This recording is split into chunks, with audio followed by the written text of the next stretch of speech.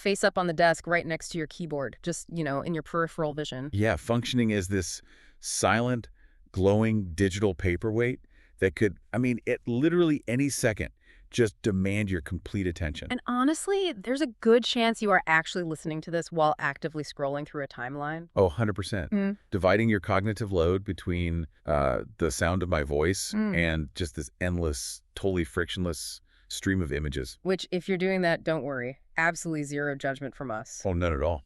Because we all do it. We carry these little pieces of glass and metal literally everywhere. Yeah. They come to bed with us. They sit on the table while we You eat. could definitely go to the bathroom with us. Yeah, let's just be honest about that.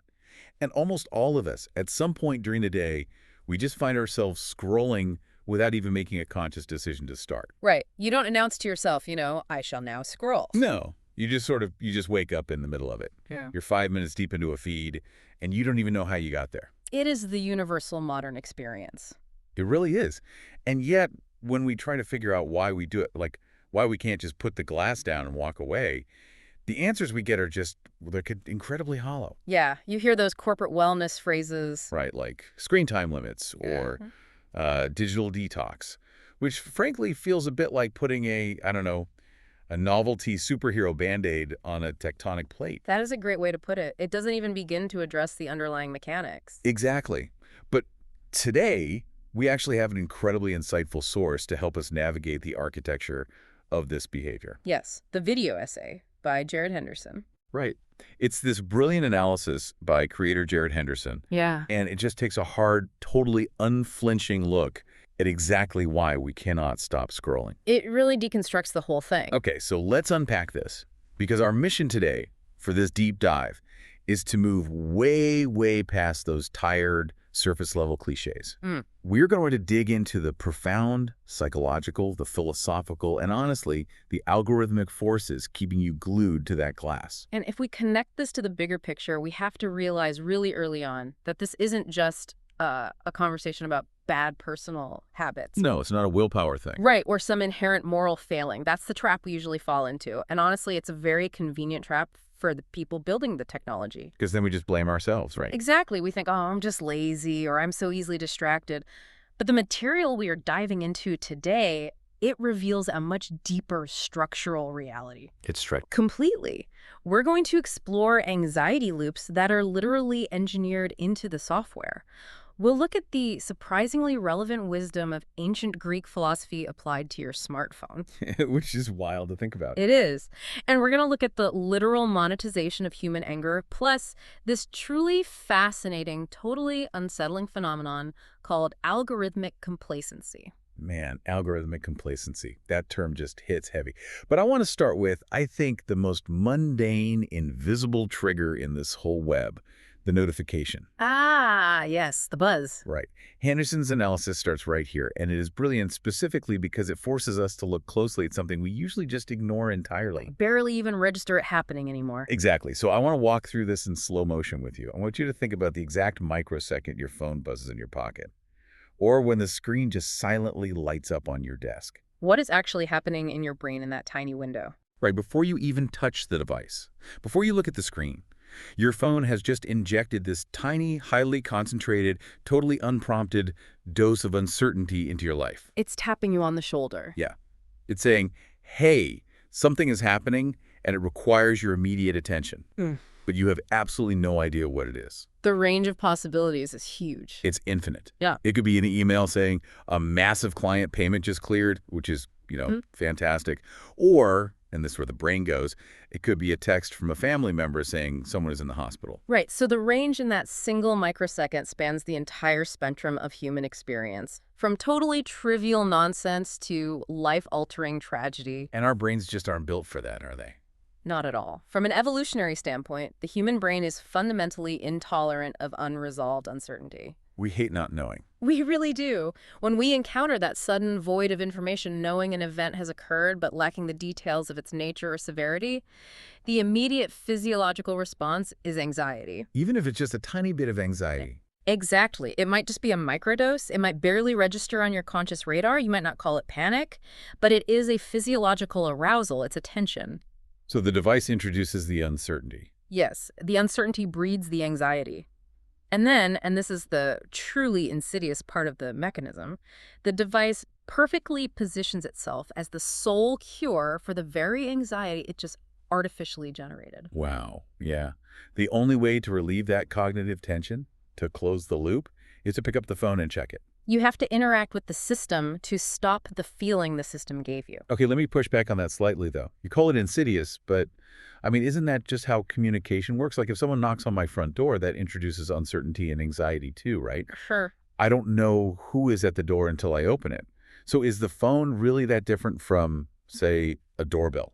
Well, it's a matter of scale, right, and design. Yeah. A doorbell might ring once a week. Your phone might deliver 50, maybe 100 notifications a day. Oh, easily 100. The sheer volume creates a cumulative cognitive load that a physical door simply does not. Furthermore, a doorbell is a single-purpose physical utility. Right, it just rings. Exactly. The smartphone ecosystem, however, is designed to weaponize that moment of uncertainty. When you open a physical door, the transaction is pretty much over. You see who it is, and you move on. But when you check your phone to resolve the notification anxiety, you are dropped into an environment deliberately engineered to capture and hold your attention far beyond that initial stimulus. Right, because you check the text, but the interface is designed so you also see, like, 3 other app badges. And a breaking news widget. Yeah, and a personalized feed. Okay, I see the distinction. And it really is like playing a twisted slot machine, where the payout is completely unknown. Intermittent variable rewards, that's the behavioral term. Intermittent variable rewards. You pull the lever, you check the phone to resolve the anxiety, and the payout could be a jackpot, like a message from a friend you really want to see. Or it could be a massive bill. Right. Or it could just be, and honestly, this is 99% of the time, a promotional email from a shoe store you bought sneakers from, like 3 years ago. Exactly. You get nothing of value. You pull the lever, you get nothing, so you put it down. You think, okay, crisis averted, mystery solved. But when you repeat that cycle dozens, maybe hundreds of times a day, you aren't just communicating anymore. No, you're fundamentally altering your baseline state. You're essentially living in a state of perpetual, low-grade neurological interruption. And Henderson points out that the behavior mechanics don't even stop at merely reacting to the buzz. Wait, it gets worse. Oh, it gets much worse. The system is so effective that eventually you don't even wait for the phone to notify you. The anxiety loop begins to sustain itself independently of the actual stimulus. Oh, man. You mean preemptive checking? Precisely. You start preemptively checking, you pull to refresh an inbox that hasn't pinged, you open a timeline just to see what is at the very top. Not because you were alerted to something new. Right, but to relieve the generalized ambient anxiety that has built up since the last time you checked. That is so dark. The phone initially exploits your anxiety to grab your attention, but the truly alarming part is the compounding effect. The longer you engage in this reactive cycle, the more your baseline level of anxiety permanently increases. You are literally training your nervous system to expect constant interruption. Constant interruption and constant novelty. Which brings us to some really sobering macro-level data that the source material pulls from Jean Twenge. Her work in the book Generations is crucial here. Yeah, so she isolates this very specific, very alarming statistic.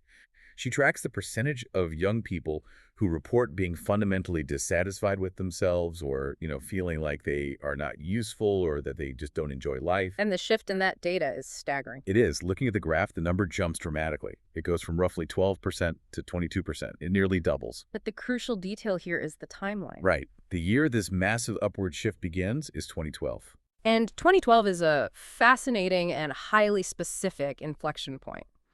Because if we look at the technological landscape, 2012 is right around the time when smartphone ownership crossed the 50% threshold in multiple demographics. It became the majority. Exactly. So also the exact era when social media platforms definitively transitioned from being primarily desktop experiences like something you actually had to sit down at a computer in your house to do. Right, like old school Facebook or MySpace. Yeah. They transitioned from that to mobile first, constantly accessible applications sitting right in your pocket. 2012 is the era of the Instagram acquisition, the rollout of pervasive 4G networks. And it is vital to note, as the source emphasizes, that this data predates the COVID-19 pandemic by nearly a decade. Oh, wow. Yeah, so we can't just blame this on lockdown. We cannot blame this nearly doubled rate of deep dissatisfaction and baseline anxiety on the pandemic or recent geopolitical instability. Twenge's thesis, which Henderson highlights, suggests a strong causal role here. It's the devices. The omnipresent design of these devices, the constant injection of uncertainty, and the resulting never-ending anxiety loops, they are actively degrading mental health on a societal scale. Man, I'm struggling to see how we escape that, though. Yeah. Because if that baseline anxiety is constantly rising, it means it permanently lowers your threshold for resisting future anxiety. It is a vicious, compounding cycle. So when the next notification comes in, you are already more fragile. You're more wired, more emotionally depleted, and therefore entirely less capable of ignoring it. Your defenses are down. Exactly. And honestly, the best proof of how overwhelmingly powerful this cycle is comes from looking at what Henderson himself had to do. His personal intervention is very telling. It really is. Because here's a guy who makes incredibly thoughtful YouTube video essays for a living.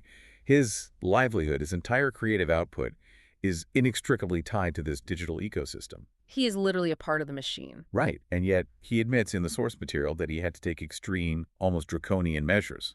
He deleted YouTube from his own phone. He deleted all social media apps from his device. Not because he hates the platforms. I mean, he makes his living there. But because he explicitly recognizes his own inability to self-regulate against this caliber of psychological engineering. It perfectly illustrates the fundamental power asymmetry at play here. You have a single human being with a finite amount of daily cognitive energy trying to use raw willpower to combat systems built by thousands of the smartest engineers and behavioral psychologists on Earth. Backed by billions of dollars. Backed by infinite resources, and specifically designed to bypass that exact willpower.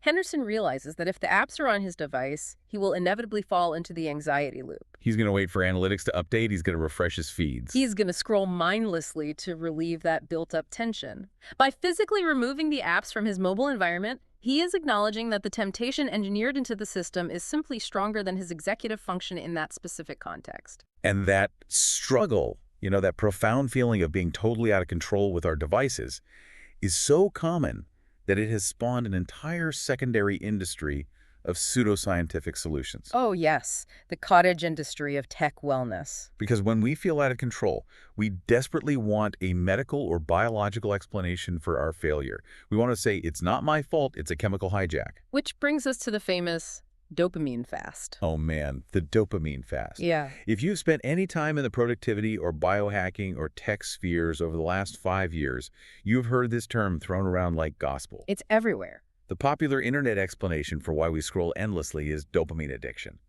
The prevailing narrative is that our phones give us these tiny, cheap, artificial hits of dopamine, and we become literally addicted to the neurochemical rush. Just like a substance abuse disorder. Right. And so what does that lead to? Which naturally leads to the logical Silicon Valley solution for a perceived chemical addiction, a chemical fast. People embark on these extreme retreats to, quote-unquote, reset their dopamine levels. And they talk about upregulating their dopamine receptors.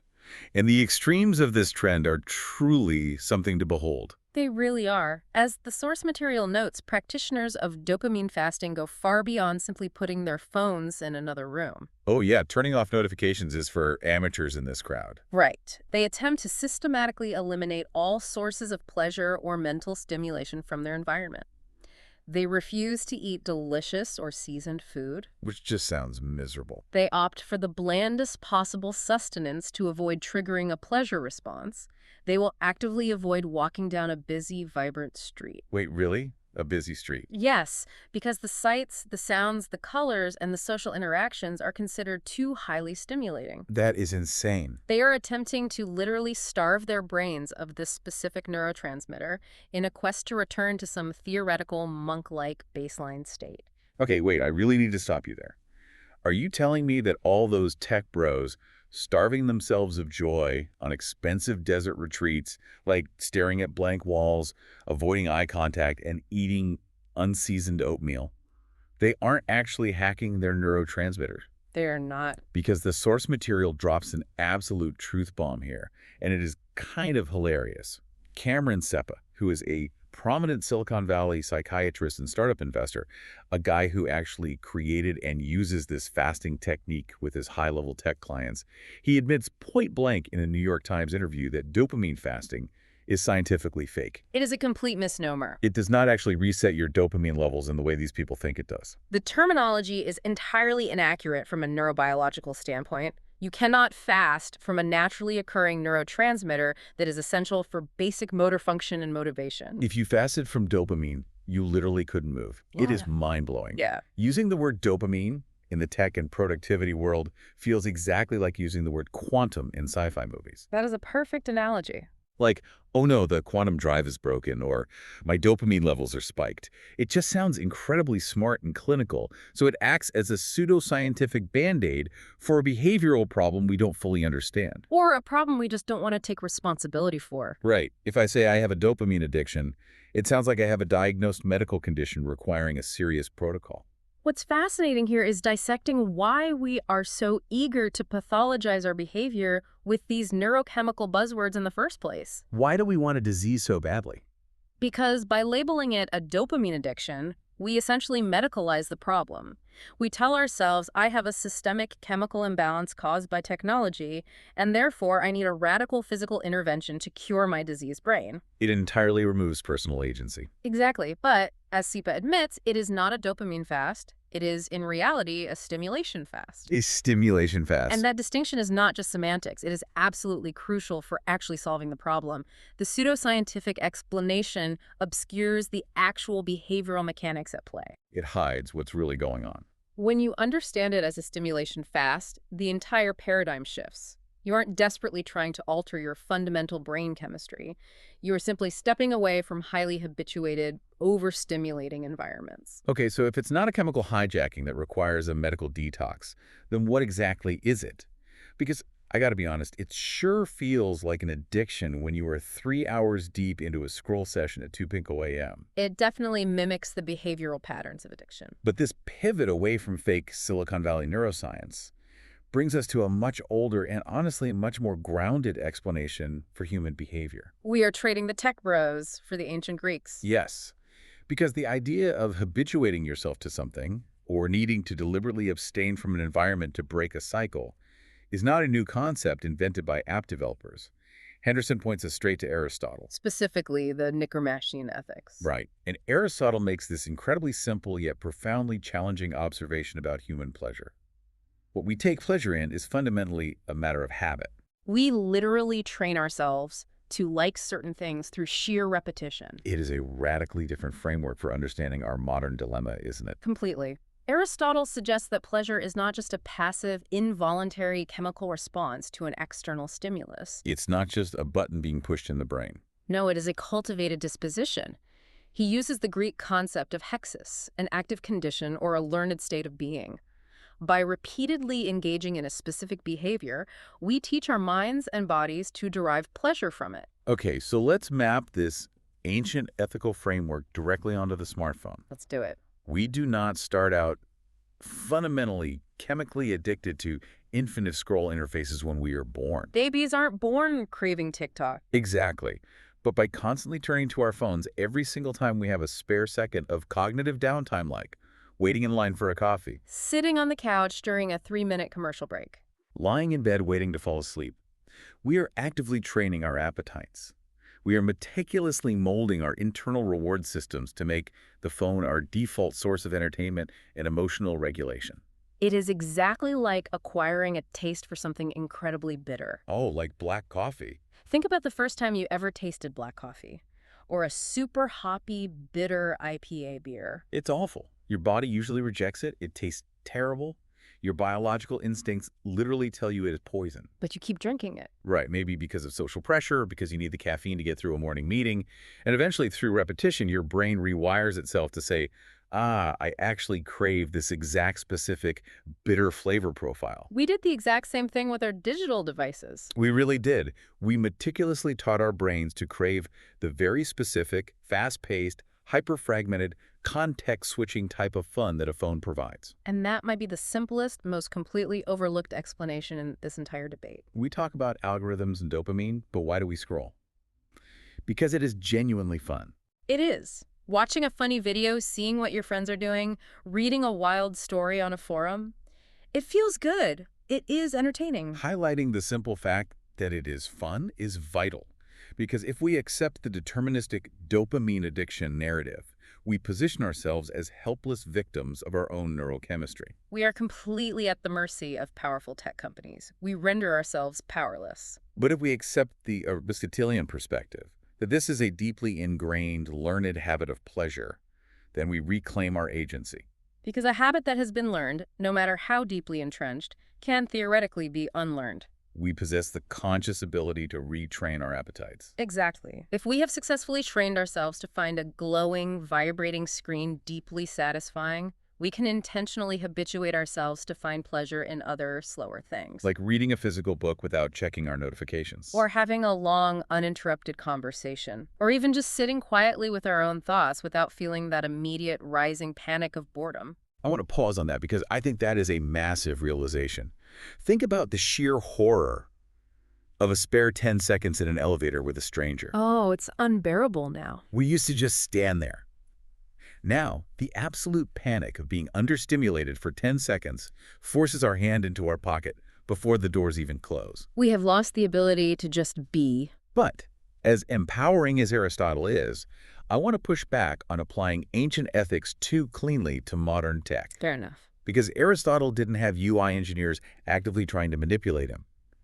The environment we are operating in today is actively hostile to us breaking these habits. Very true. Because while we are busy trying to read philosophy and retrain our appetites, the platforms are busy tweaking their algorithms, running massive A/B tests on millions of users just to keep us hooked. And they aren't just relying on fun and pleasure anymore. Right. That is the old internet. The new internet uses something much darker. They're using outrage. And this is where the analysis takes a significant and frankly disturbing turn. Because, as the source points out, if we look at the data of human behavior online, we don't actually spend all our time looking at things that make us happy or fulfilled. Not even close. A massive, disproportionate portion of our screen time is spent being angry, indignant, or disgusted. And this is not just an unhappy accident of human nature manifesting digitally. It is a deliberately engineered outcome of the ecosystem. To understand this, we have to look at a pivotal moment in social media history. Take us back to 2017. In 2017, Facebook made a seemingly small, subtle UI change that proved to be massively consequential. They moved beyond the generic binary like button. The classic thumbs up. Right, and they introduced a spectrum of emotional reactions. Love, haha, wow, sad, and angry. Right, they gave you options which seemed great on the surface, like, oh, I could express more nuance, but they didn't just give you options visually. They fundamentally altered the mathematics behind the scenes. This is the critical part. The source material notes that at one point in the algorithm's development, it actively prioritized these emotional reactions. And specifically, the angry reaction was weighted about 5 times as heavily as a simple like. 5 times. 5 times. No. I really want you to let that sink in for a second. Imagine if a restaurant rewarded the chef 5 times as much money for cooking food that made the customers scream at each other compared to food they just enjoyed. The whole menu would change overnight. Exactly. Think about how that mathematically alters human society. If an information system rewards anger with 5 times the visibility and reach of a normal positive interaction, the entire global ecosystem is going to mutate to produce more anger. And that mutation is exactly what we saw unfold. The source highlights research from the University of Maryland that confirmed this dynamic with stark findings. What did they find? They discovered that posts with a strong negative valence meaning content specifically designed to evoke anger, fear, moral outrage, or disgust are significantly more likely to be shared and amplified on the platform than positive, constructive, or neutral posts. Wow. So negativity literally travels faster. Yes. The platform engineers theorized that angry, highly charged content would keep users on the site longer, endlessly debating in the comments section. And the behavioral data proved them absolutely right. And this mechanism is not isolated to Facebook, is it? Not at all. The source explicitly connects this algorithmic reality to YouTube, to Twitter, to TikTok. It has become the universal underlying law of the current internet. Negative, emotionally volatile titles perform better. Outrage generates engagement. Engagement generates clicks, and clicks generate advertising dollars. So here's where it gets really interesting, because there is a massive, gaping disconnect between what we say we want and what we actually do. The difference between stated preferences and revealed preferences. Yes, this economic concept is so key. If you ask anyone on the street, hey, do you want to spend 2 hours today feeling furious, reading toxic arguments, and raising your blood pressure? They would look at you like you are completely insane. No one says yes to that. Everyone states they want a positive, uplifting, educational internet. But our behavior, our actual clicks, our watch time, our shares, our comment history, reveals that we actually like being angry. Or, if like is the wrong word, we are deeply, irresistibly compelled by it. It is like the internet has become this massive digital gladiator arena, and the crowd, meaning you and me, gets just as bloodthirsty as the fighters in the ring. We log on specifically seeking out the drama. This raises an important question, though. Why is anger so incredibly sticky? Why does it capture human attention so much more effectively than joy? To understand the psychology behind the algorithm, Henderson brings in the Roman Stoic philosopher Seneca. Seneca is perfect for this. He really is. Eh? Seneca viewed anger not just as a fleeting emotion, but as a temporary state of madness. Madness. In his writings, he argued that anger fundamentally distorts our rational thinking and completely undermines our self-control. His core advice was that the only effective way to master anger is to ensure you never let it take hold in the first place. Because once you're angry, you've lost. Exactly. The moment you become truly angry, the moment that adrenaline hits your system, you have already lost the battle. Your rationality is compromised and your impulses take over. Now, let's connect Seneca's ancient observation about human vulnerability directly to the modern algorithm. Okay. The platform's ultimate driving goal is to keep you scrolling, right? Always. Which inherently requires you to bypass your own rational self-control. Oh, wow. I see where you're going with this. The algorithm knows, perhaps not consciously, but through trillions of data points and mathematical optimization, that when you are angry, your self-control evaporates. You literally lose the cognitive ability to say, I've been on this app for an hour, I should put the phone down now.